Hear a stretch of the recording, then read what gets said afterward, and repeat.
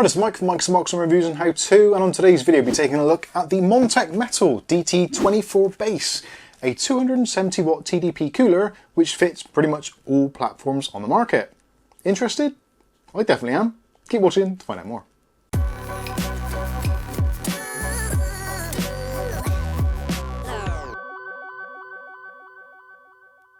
Okay, so in today's video we'll be taking a look at the Montech Metal DT24 Base Edition. This is a CPU cooler for pretty much all modern platforms, so LGA1200, AM4, AM5, all those kinds of things. And it promises to be a spectacular cooler with some really nice fans on there, high performance fans, lots of RAM compatibility. Basically, this is pretty much everything you'd want in a CPU cooler, including a relatively decent price. Now, they've recommended a retail price for this at the time of launch, which is the 30th of November 2022, is supposed to be about $60 or $59.99. So do keep an eye out for this one. I'll try and put some links in the video description, although because it is just come out, then obviously you may have to wait. They may need to be updated, but I'll put some links to Montech's site as well, so you can check out the other options. There is actually an addressable RGB version of this as well, which has basically a addressable RGB lump, which you can just chuck on the top and add a little bit more bling to your build. But otherwise, yep, I think this looks pretty good. It's a very kind of stealthy looking cooler, not over the top, and will fit in with pretty much most desktop designs. Packaging wise, they haven't really gone all out on this. You've got some nice little bits of metallic type of typeface there, and the Montech logo at the top. When it comes to specifications, basically, yep, 270 watt TDP there.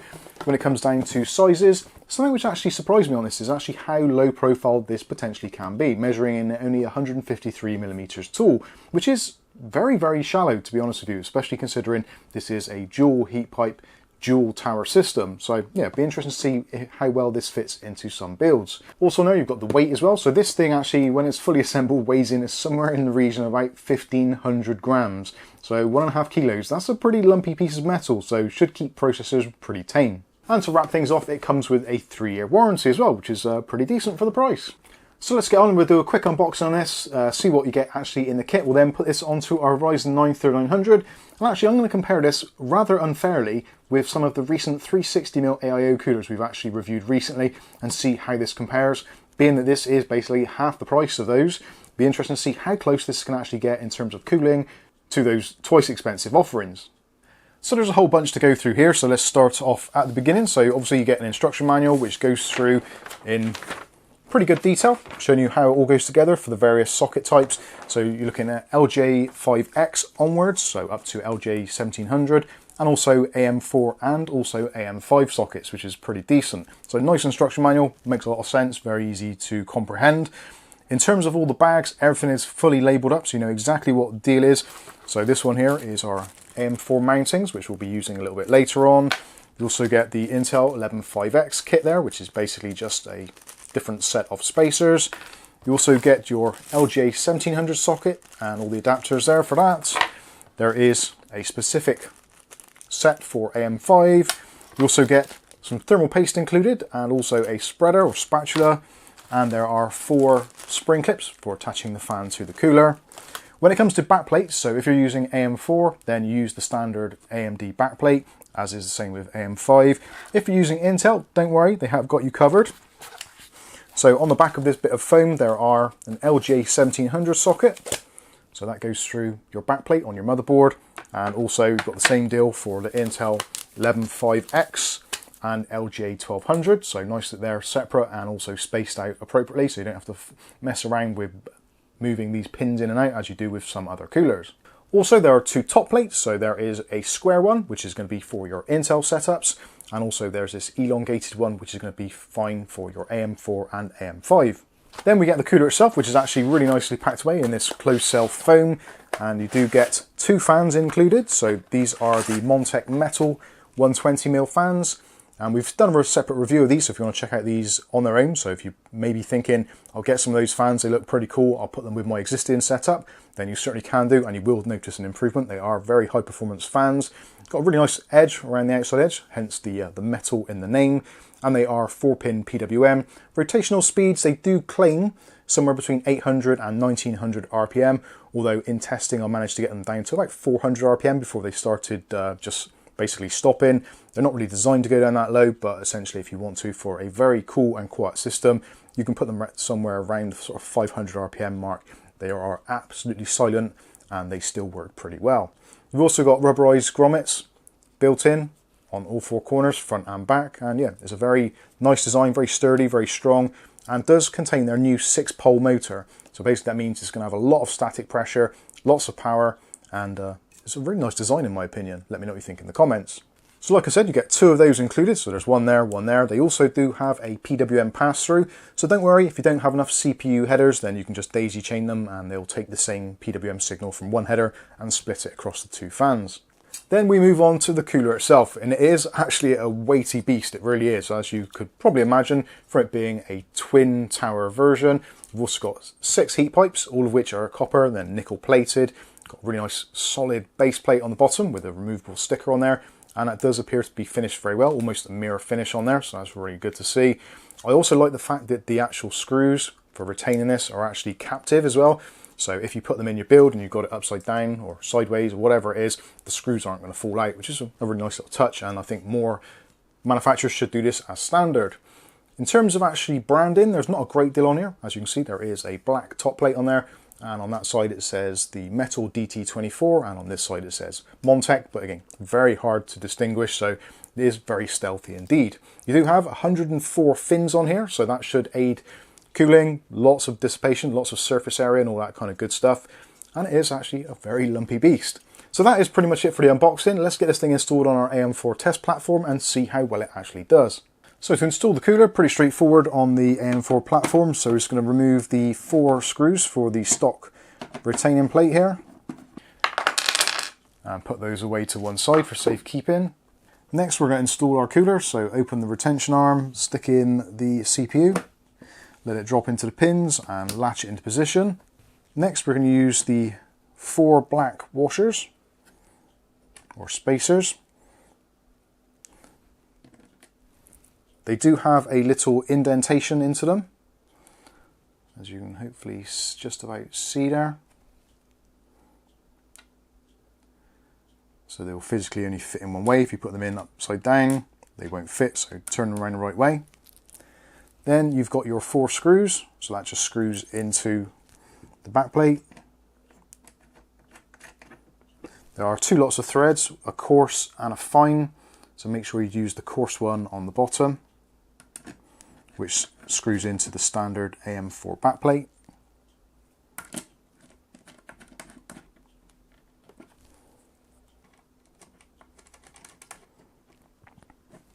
So those are all just done up hand tight. Next thing to do is to put the bracket over the top, so you know which one it is because it says on the actual bracket itself. It'll say AM4, AM5, which I'm not sure if you can read that, but it definitely says it. I'll get onto the right angle. Yeah, just trust me on that. It says AM4, AM5, and essentially it's the only one that will actually physically fit on there.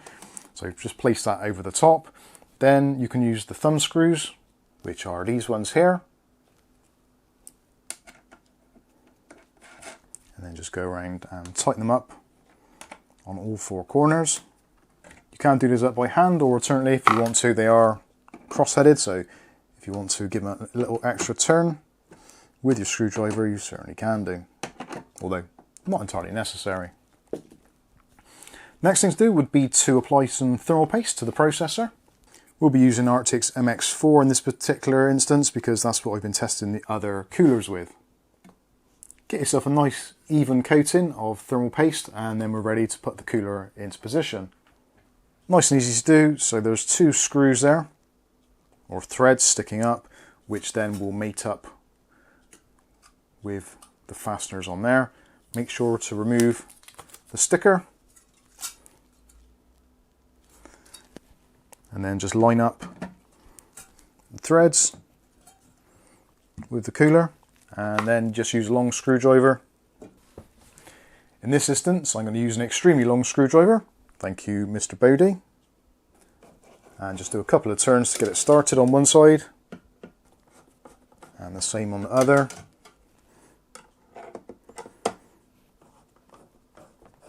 Then just do even turns on each side.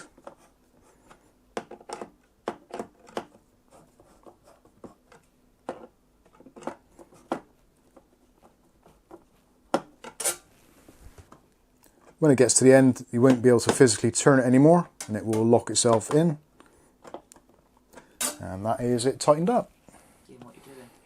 So now we need to attach the cooling fans. Sure. These ones. So my suggestion is, because there is a very, very tight gap in between here, I would put the fan in first of all, and then after you've got it attached, then pull it out slightly to attach the spring clips. This should make life considerably easier. So I'm just going to push that out slightly, just so you can gain access to those holes on the top. And hook that one in. And that one. And then push it back in, line it back up, and hook those over. Then you can gently push the fan out slightly and hook it over again like we did on the other side. Push it back in slightly and then just apply a little bit of pressure, and that should lock it into position. So that is a lot easier. If you try and put the clips in first and then slide it down, because there is an extremely tight tolerance here, you'll struggle to get the fan to go down with the clips on. So this is my preferred method of doing it. Obviously, do it however you feel comfortable. I'm just giving you a little bit of a heads up that this is an extremely close tolerance. You can bend it out a little bit if you want to, but it's probably not recommended. Obviously, you don't want to damage the heat pipes. So now we can do the cooler for the front, and also thinking about our memory clearance here as well. So I'm actually just going to put the fan in as it would be normally. Now, of course, if you want to, you can actually attach the secondary fan onto the rear side, on this side, if you want to, if for some reason it is causing problems with your RAM. So just line that up at the bottom there, roughly about level with the top.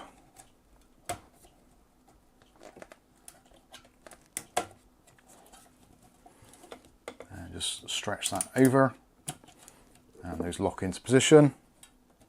And then on the other side we can do the same. Again, just level up your cooler, make sure, level up your fan, make sure it is level, and then just push the clips in. The clips are actually pretty flimsy, so it's not exactly hard work, so if you do need to readjust it, it's only a matter of just pulling it off, and they do come off relatively easily.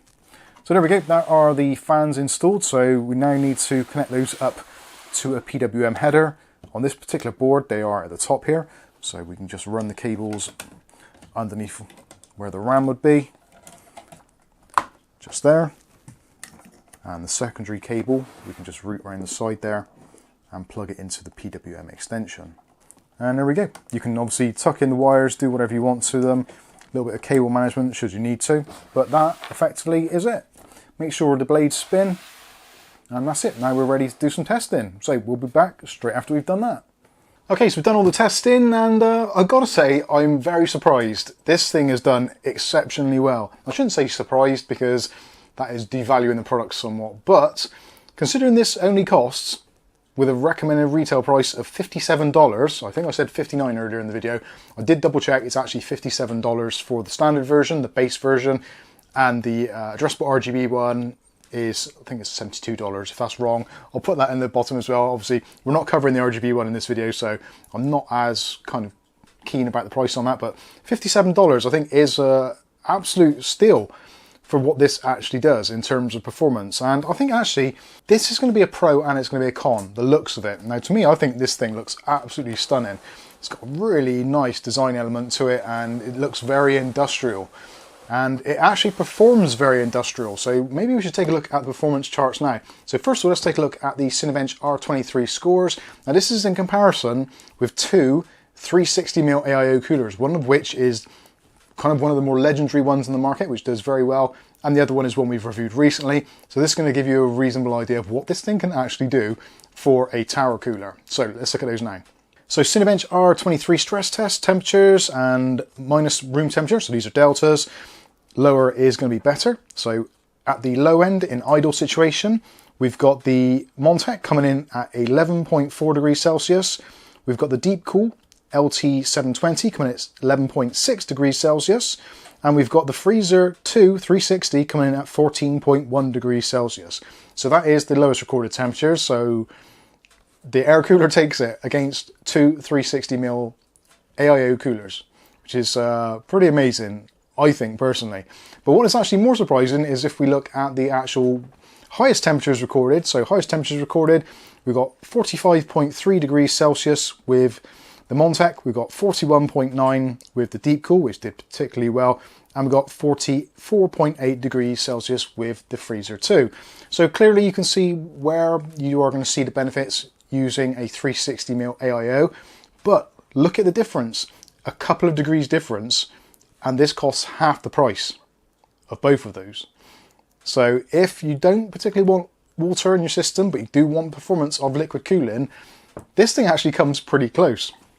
But it isn't any good unless it actually gives you actual performance figures. So let's take a look at the performance figures next. So when it comes to performance, the worst performer, if there is such a thing in this particular thing, is the Freezer 2 360, which came in with 18.1.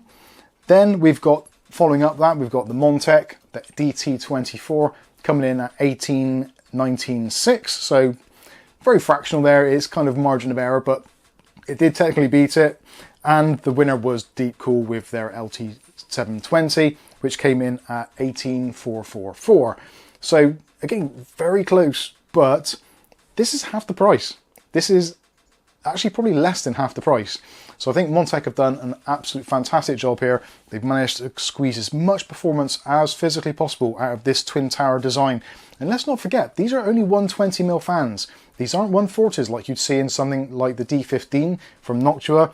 And it's kind of doing a very similar job, if not better, at a lower price point. So yeah, this thing is absolutely stunning in terms of performance. Now we should talk about some of the things which are on the negative side, which clearly, as with all things, nothing is perfect. And as much as I'd like to say this is, there are some things which I dislike about it. Now one of these things is the fact that they do put in their marketing blurb on their website, which I'll link below, they do say about perfect memory clearance. Yeah, it isn't. Very not much perfect, especially on this particular motherboard. If I spin it around, you can see the actual fan here is covering up pretty much all of the slots other than the very end one, at which point I can actually get an addressable RGB RAM stick in there. Realistically, actually I should measure this because I haven't done this yet, but I am going to measure it to see what the clearance is. The clearance between your RAM slots and the actual fan in its lowest position is somewhere in the region of about 27mm. That's tiny.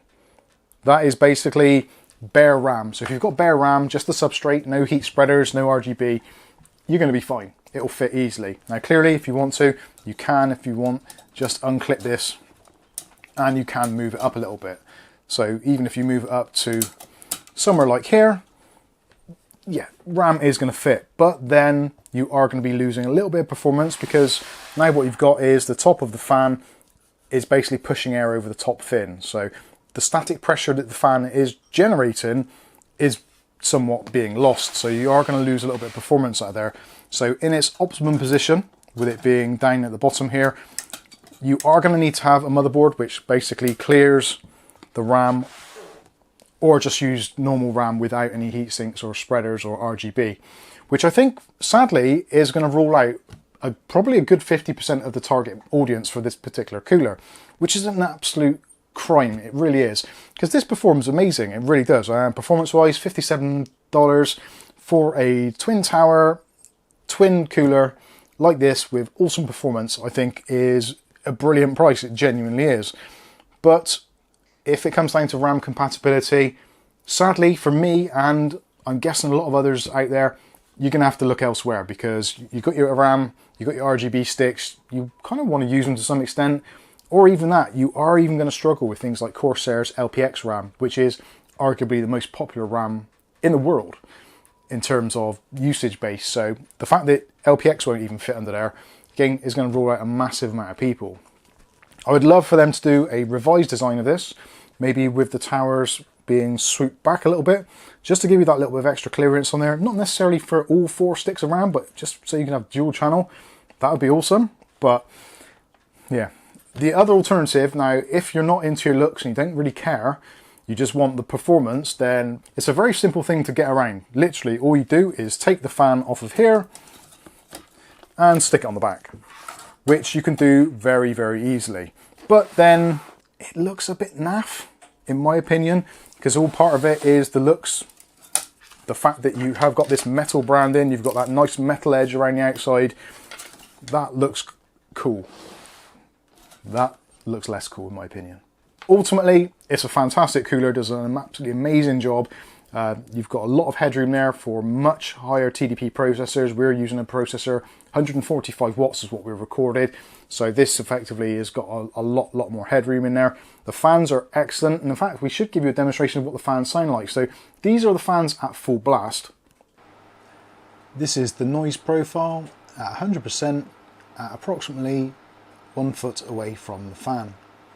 Currently recording via my lavalier mic, running Cinebench R23, 100% fans. This is the fan noise at idle, approximately 30%, totally silent. In fact, you can probably hear the fire clicking in the background, which is much louder than the fans. And also there you've heard them also in their basically silent mode, in like the user mode, which you can probably hear the clicking of our wood burner, which is much louder than the fans will ever be. So yeah, they are, in terms of performance wise, anything up to around about 1300, 1400 RPM, they're basically silent. As you get up past there, because they're just moving so much air, I think it's 69 CFM of air, that volume of air has to go somewhere, and when it's going through a fin stack or through kind of guide on the back, it's going to make a little bit of noise. It is the nature of the beast. Wind noise is definitely a thing. If you've been out on a windy night, you'll notice, very much so. Excellent performance, excellent sound properties, thermal properties are excellent also. My only thing is, I would love to have seen that swept back a little bit just so I could fit in my RGB RAM. But other than that, I could wholeheartedly recommend it. If RGB RAM is your thing, I think you're going to have to look elsewhere. So anyway, that has been Montech's DT24. I've been Mike. This is Mike's Unboxing Reviews and How To, and hopefully we'll catch you in the very next video.